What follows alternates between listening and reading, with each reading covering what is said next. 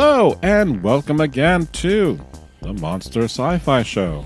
I am your host, the Monster, and for today's podcast, we're going to be talking about Star Wars Obi-Wan Kenobi. Or, to sum up how I feel, I would pronounce Kenobi like this. Kenobi! So yes, I am quite frustrated with Obi-Wan Kenobi. You mean old Ben? No, two different guys. Two different guys who live on a desert and it's all alone.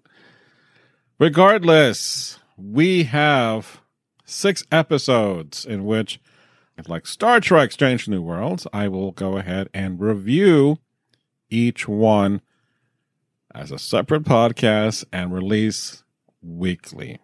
So this being the first one, it was delayed just because I just had a little too much on my plate. It was supposed to have been released last Wednesday, and it's being released this Wednesday.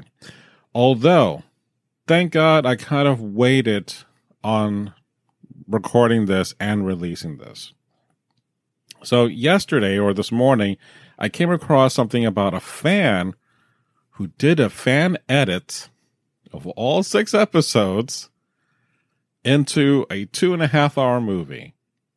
So as I was looking to see, can I watch it before it gets taken down? That kind of feeling. I was able to not only find the website that it's on, I was able to even download a copy for myself. In addition to the 6 episodes that I will do the review, the bonus episode will be number 7, in which I'll be talking about that fan edit compared to the series. I'm not saying I hate everything about this, but it is so very, almost at times, not even necessary, considering how this was originally going to be a solo movie, not solo movie, but the solo Ben Kenobi movie. But since Solo tanked, and it's not because Solo was a bad movie, it's just it came out 6 months after Last Jedi, which, not a whole lot of people liked, so they took it out on Solo. And that should not have happened, because if you watch Solo, it is really damn good compared to the sequel trilogies, right? We find out that there was a writer who was scheduled to write Obi-Wan Kenobi as a trilogy of movies. And since that was not going to be the direction, since the Solo movie did not meet expectation, someone else came to write what this writer did and adapted more or less that script to this series. And honestly, I think there's just so much that could have been left out, so much that you could have brought in, but nonetheless, we have this series as such. Let's just start off with this. When you see the opening of this series, and we get this, a long time ago in a galaxy far, far away, it is one of the best sequences that I've ever felt watching a Star Wars TV series, because it had a recap from the prequels. That in itself, I'm like, oh my God, that is so damn good. It really makes the prequels look really damn good. Like, I should go watch this. Well, let's not go overboard here. You could just watch the recap and you get what's going on much quicker. I'm just saying. Okay, in fairness, I've watched the prequels recently when I did my geek out with my library, and the kids, or the teens, I should say, that were there grew up on that. That was their Star Wars. I feel so sorry for the kids that grew up and watching the sequels, because to say that's their Star Wars, and I'm like, oh my God, you are so misled if you think that, like, that's your Star Wars. I will even go up to when the Force Awakens up to that point, but I shall not go any further. Not past this line. No further. Anywho, so the whole recap sequence, again, makes it feel like when you watch the Clone Wars series, last time on Clone Wars, and I'm like, it does that kind of nostalgia feeling, except for the narration, but it has encapsulated all the great moments that you would see from a recap, as if it felt like those were like seasons 1, 2, and 3, and this is like after the first this is like the first break coming back for the summer, and this is the first episode from the cliffhanger, and like you're waiting to see what's going to happen, and you get all hyped, and I'm like, yeah, okay, we're doing this, I'm on board. And then it like pumps its brakes quite abruptly, because we don't get to see a whole lot. Once we're done with all the recap, goes to black. We get our famous Lucasfilm LTD lighting up, and we get the nice, cool Star Wars, different icon, whatever opening that the Marvel MCU does, but now this is Star Wars version, which is, I'm kind of cool with that. We get an opening from Order 66, or something that happened during that time frame back on Coruscant. I'm okay up to a certain point, and then I didn't catch this until the second time. There, a bunch of younglings and a Jedi are doing, whatever exercises, and then the doors open up, and then all of a sudden, there comes the stormtroopers. All of a sudden, the camera is shaking quite violently, as if I felt like, am I on a Star Tours ride? Because that's exactly what it feels like. All of a sudden, like, why is it doing that? It felt weird. And then I felt like, for all intents and purposes, the lightsaber stuff, like, these Jedi should be able to block. They should know when things are coming. Like, they're getting kind of picked off quite easily, and not in like a cool way, but it was like, oh, come on. You didn't see that coming? And then, the poor Jedi that is with his pack dies. And then they don't know what, the younglings don't know what to do, except one of them says, we should run. And then off they go. And then nothing happens for quite some time. And it does come back later on. And I'm like, okay, so we'll put a pin in that. Because it just seemed like, yes, we saw this, but this is from another thing that's occurred during that situation or that incident that no one else saw. So I give you that. Much like when we saw Grogu having a flashback to similar situations. We don't know exactly where, but here's that situation from his point of view. And then we flash forward to 10 years later, back on Tatooine.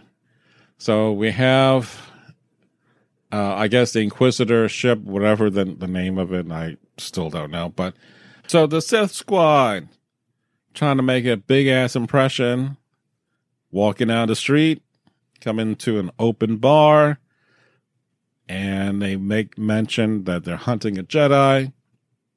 But the Grand Inquisitor, does his little monologue. Because, when you monologue, you're a bad guy. Because that's what people do who are evil. They monologue. But I did kind of like what he was saying. Is that the way they kind of sniff out Jedis is that if you do something or harm someone, it's in their nature to go and help and prevent that from being done to any harm coming to anyone in that sense. And of course, it worked to the point where, to put a pin on that, the speculation that I was thinking it was Cal Kestis from the video game because he was still on the hunt or on the lam, and it wasn't. So forget that idea. But this is some Jedi that we've never seen before, and that's fine. He was able to escape, but what we saw is that Reva, who is the third sister, and the Grand Inquisitor. They each kind of have beef with each other, to the point where we never seen that kind of infighting necessarily within the Empire or within that kind of structure. But it's crucial to kind of help solidify that Reva has an emotional journey that we are not privy to just yet, because that opening scene that we saw from Order 66 plays out much later on.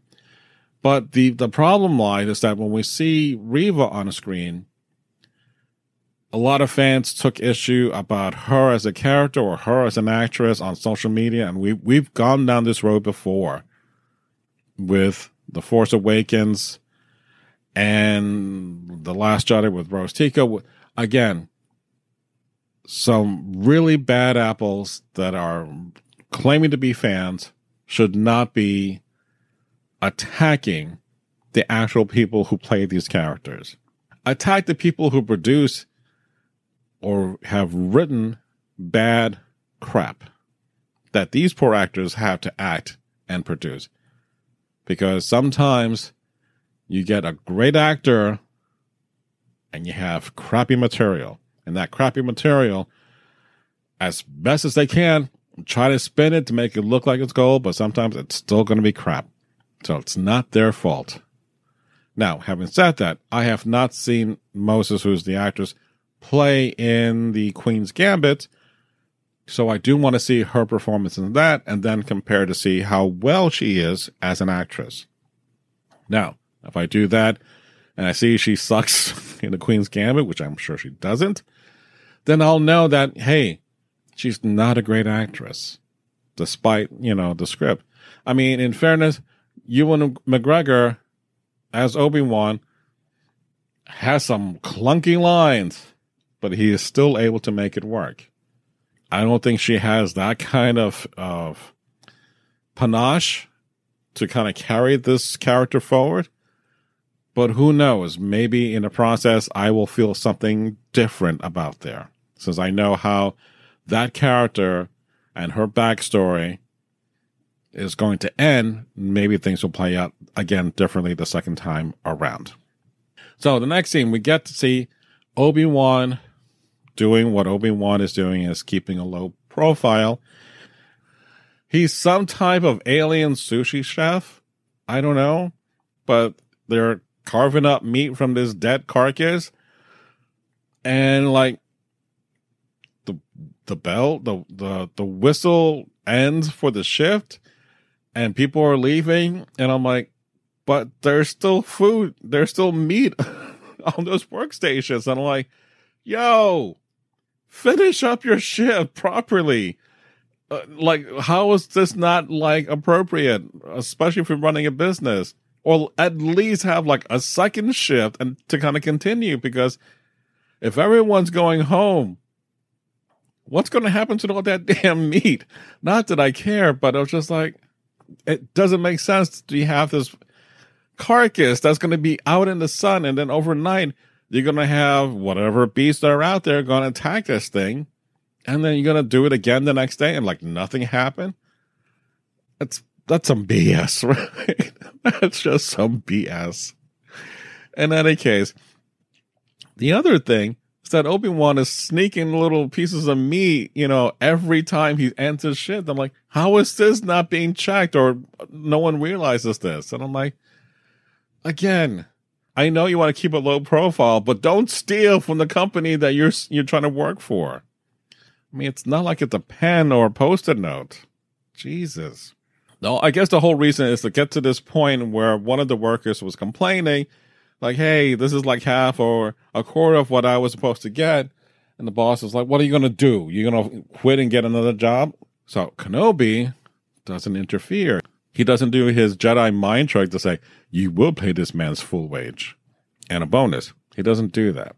The point of this scene is to show that Obi-Wan does the thing that the other Jedi should have been doing for the past 10 years. Those two will meet eventually. To that, we see his journey back into town, and he gets on his Opie or whatever creature, camel, sand camel, whatever you want to call it, back to his cave, and then he's preparing his meal, and if it has that kind of vibe, like, wait a minute, Rey did that. Isn't Rey a Kenobi? Like, no, we're not doing Rey as a Kenobi.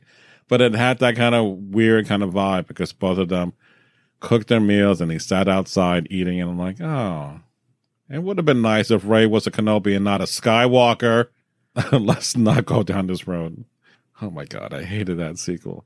Anyway, we got a scene with the Jawa who is giving Ben the, I guess, a T-16 Skyhopper that's broken. So it's nice to see the origin of that model, considering where it ends up in the movie for Star Wars A New Hope. And then the other thing, too, is that, you know, he, I guess, has a relationship with this Jawa who apparently keeps ripping him off by stealing his equipment and selling it back to him. And it's like, you know, if you're going to keep on ripping me off, the very least you can do is clean them. And like little Baz was like, you know, cleaning's extra. I'm like, freaking Jawas. But again, this is his life. So, yeah. All right. We'll just leave it at that. And then we get a nice little flashback in which Obi-Wan is, I guess, having a nightmare or reliving the events from what had happened before in the previous movies. Which, again, if you've never seen Star Wars before, you just come in Obi-Wan, at least you're getting shown what is the thing that is troubling Obi-Wan, because that is the thing that is troubling him from the guilt of raising him since he was 8, so to speak, as a Padawan all those years to becoming, you know, a Jedi himself, although never getting the title of Master Jedi. But, and not seeing it on the council, but the two of them had a close bond over the years. So there's an immense guilt that he does carry with him, this big burden. You know, he's sitting alone in this cave. I'm like, there's nothing else he can do except just deal with this. And then the next day, he goes out and tries to spy on Luke. And he does see him kind of mimic him pretending to be in a speeder or some type of fighter, you know, that scene that we see in the trailers. So as they go back inside, Obi-Wan leaves the bag for Luke. He heads back to his cave, and that's where we meet the other Jedi that we see at the very beginning. And he's like, you know, he's happy to find another Jedi and so forth. But this is where it's a thing that Ben is so, I don't want to say curmudgeon. He is not curmudgeon, but he is riddled with so much defeat in his life. Again, he's been carrying this for 10 years. So when he sees this Jedi, it's like, oh my God, I need you to help me in all this. I was like, no. What you need to do, take your lightsaber and go bury it and just live your life like a normal person and don't even bother. We lost. So he is very self-defeated, and that is his mantra. I'm not going to say necessarily like that is the curmudgeoniness starting, but that's what he has have to live, and that is the mantra that he is going to die by, so to speak. It's like, you know, we're done. The other guy was not having it, and unfortunately, that costs him dearly. But let's put that aside. So our next scene, we get Alderaan in all the wrong places, where we see what we think is a young princess. I wonder who could this be? Well, we do get to see not Princess Leia, because she got someone else to pretend to be her. Sounds like what Padme would have done, maybe, in growing up as a queen. But in any case, you know, she is out in the wilderness, and she's watching the spaceships leave, and she mentions a reference to an Aquilian Ranger. And the reason why I perked up on this, because the Aquilian Ranger was something that's not going to be anywhere other than on the second draft of George Lucas's original Star Wars movie. The Aquilian Ranger was kind of like a Jedi-ish, an early version of that. And back then, instead of Luke Skywalker, it was Deke Starkiller. It was kind of cool to see that being brought up. So I don't know if the Aquilian Rangers have ever been seen on any animated TV shows or in the books. Please let me know if that is something that you know, that kind of deep cut.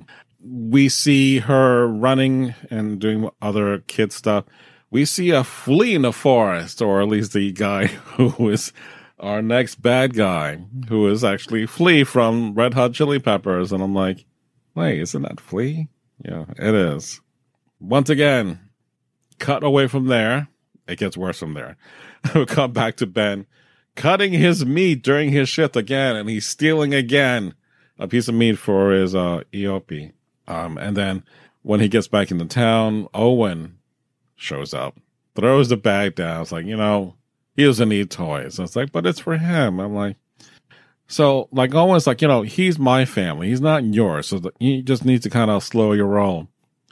And then Ben is still keep pushing. It's like, when the time comes, he has to be trained. And I was like, oh yeah. Like how you trained Anakin. And that was a burn. Which is ironic, because he didn't see when he gets killed and also gets burned. Which is another meme, which I think was absolutely fantastic. But here's the thing that really gets me upset. If at this time, Luke is already 10 years old, and we've seen younger kids, younglings, get trained much younger. When Luke finally meets Ben, and that moment passes when he dies, and then we said, go to Yoda, he'll train you and all. And then even Yoda says he's too old to train. What is the point of saying this line? And especially since Obi-Wan is already at this point, it's like, you know what? Just don't do anything as a Jedi. So why are you going to train poor Luke to do something that is a Jedi? I don't understand why he is the way he's doing. If anything, he should be forging more alliances for the day in which you'll need this young kid to ignite the Force or ignite the light in the darkness that you may not be able to carry, but at least you trained him to be prepared for that. I just think that is it doesn't make sense to put it in that context. And especially when he himself does say later on that the time of the Jedi is over, which is ironically something similar to what an old Luke says in The Last Jedi. So again, what we're doing with Jedis, we're really making them suck so bad. Aside from that, we get another moment here after that burn line in which the fifth brother and the third sister, which is Reva, walking down the street, and I'm like, it just seems like this is something that you would have seen in Disney Hollywood, where you have one of those actors like, we're hunting Jedis. What do you know of any Jedis around here and all that? It was interesting that the fifth brother is using reward as opposed to Reva being, we will punish you if you don't give us that information. And then there's this one elderly woman who spoke up against Reva, and Reva just came along, lit up her lightsaber, and like cut off her hand. And I'm like, what's the thing with hands, people? Jesus, everyone's getting their hands cut off. But I just thought that's kind of messed up. And considering, we've seen a lot worse, I guess cutting off a hand is not that bad. Although you can't really clap afterwards. She goes to Owen, who she has a sense about him.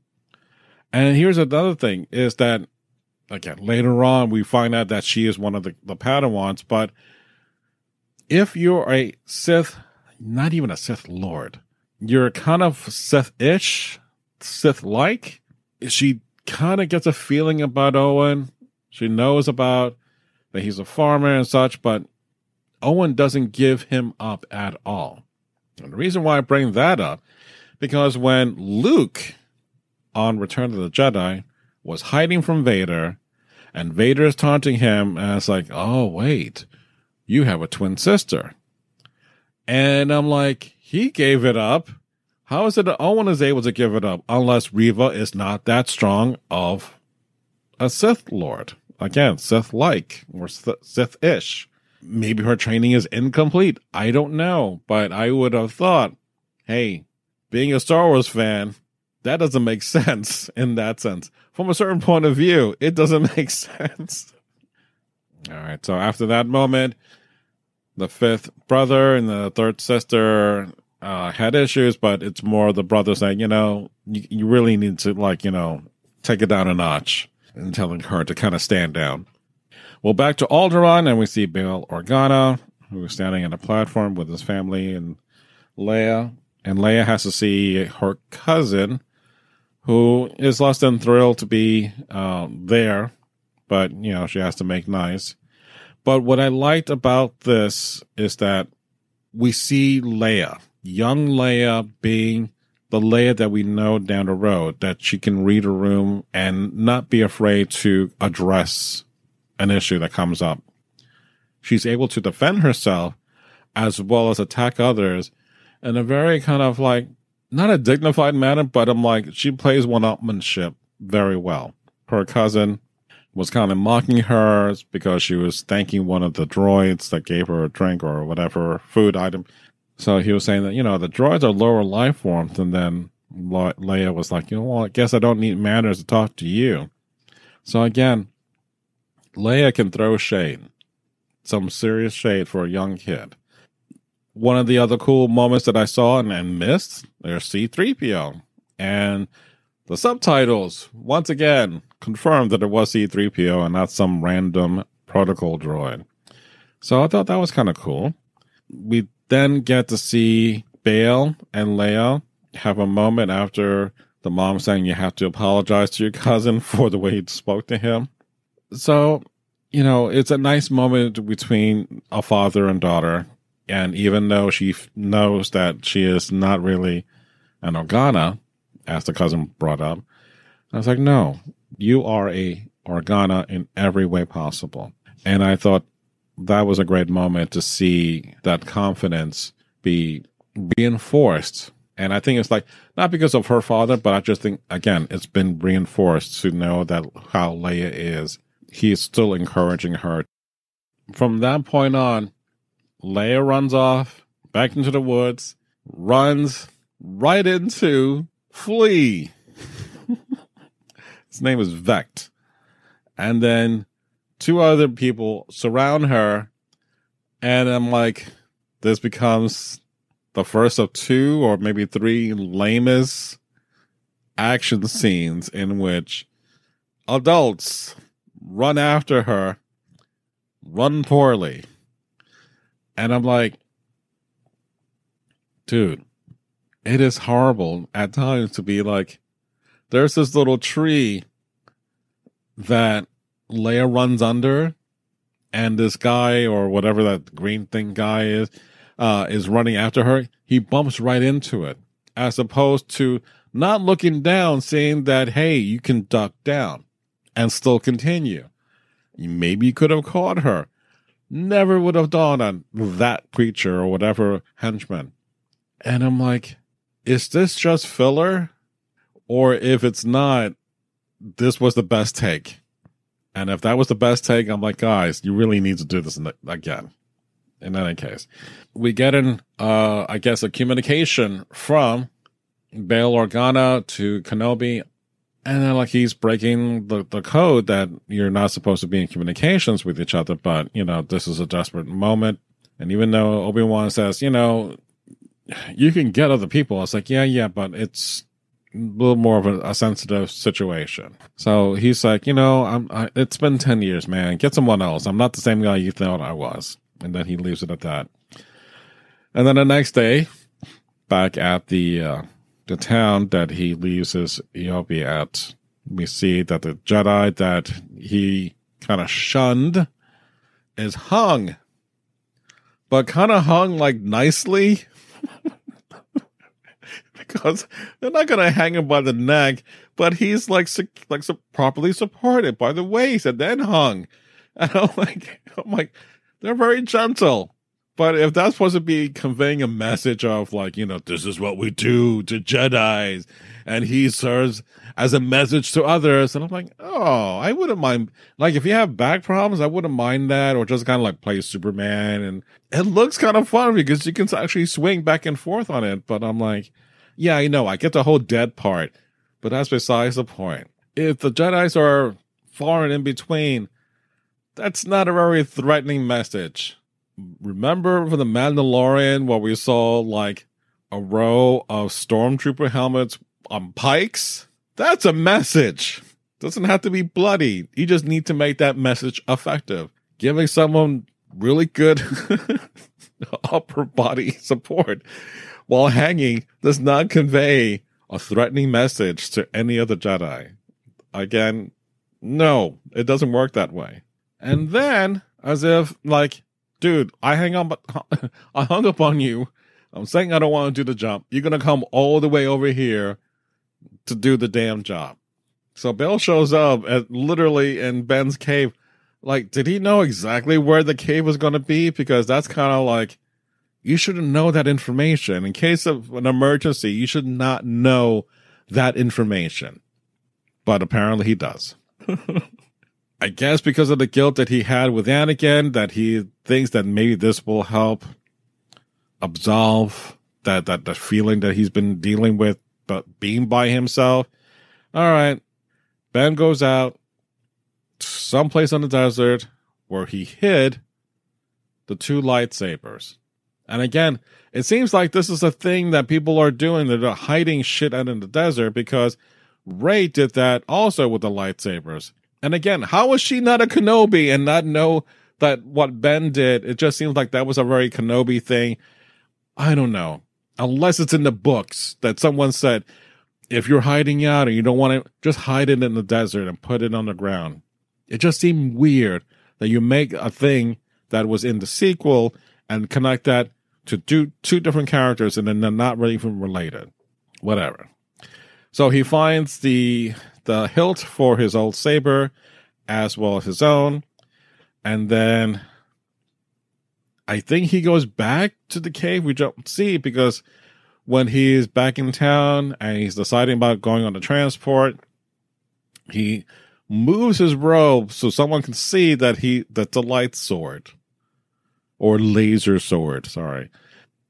And I'm like, look, you've been saying live your normal life, and for 10 years, that's how you live. And then you're going to brandish this thing.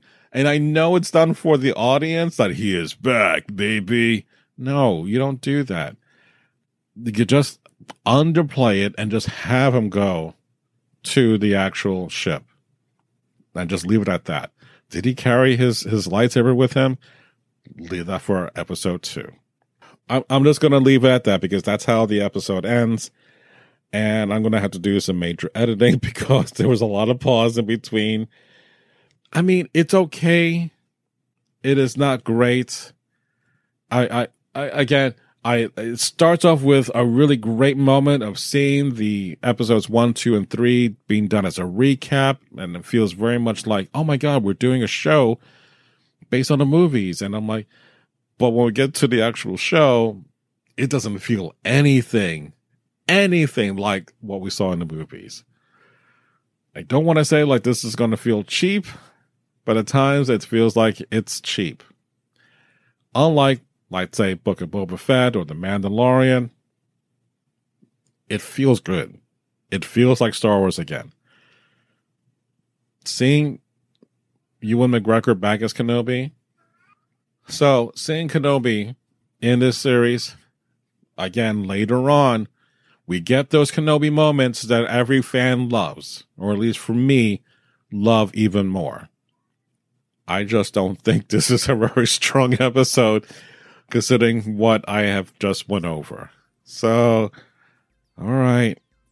Got 5 more episodes to talk about the actual series. Again, remember, I'm going to do a bonus episode of the fan edit and compare the series to that fan edit and see what fares better. All right, so I sure hope you listen to me rant and rave about this, and I would love to hear your thoughts. So you can always email me at monstersci-fi@gmail.com. Follow me in the various social networks. Remember to subscribe, remember to rate, and to review my podcast wherever you get it. So on that note, thank you for listening to me and to the Monster Sci-Fi Show. It's sci-fi from a certain point of view. Good night. So how do we describe this show? Like, what's really going to grab people's attention and make them tune in? Nerdgasm for your eargasm? What? The spice must flow to be in the know. Don't be a willow. Grab your pillow. Well, that one doesn't even make sense. All right, stop. Snag a seat and listen. The nerds are back with the brand new edition. No. Okay, then. The Blurred Nerds Podcast. Rants, raves, reviews, recaps, and other bits of random fandom. Well, see, that's perfect. You should have just led with that one. Resistance is futile. Listen to the Blurred Nerds Podcast, right? Meow. Fine. Make it so. This has been a broadcast of the ESO Network. Be part of the crew and help support our shows by donating to our ESO Patreon or by shopping at the TeePublic store, which can all be found at www.esonetwork.com. The ESO Network, your station for all things geek.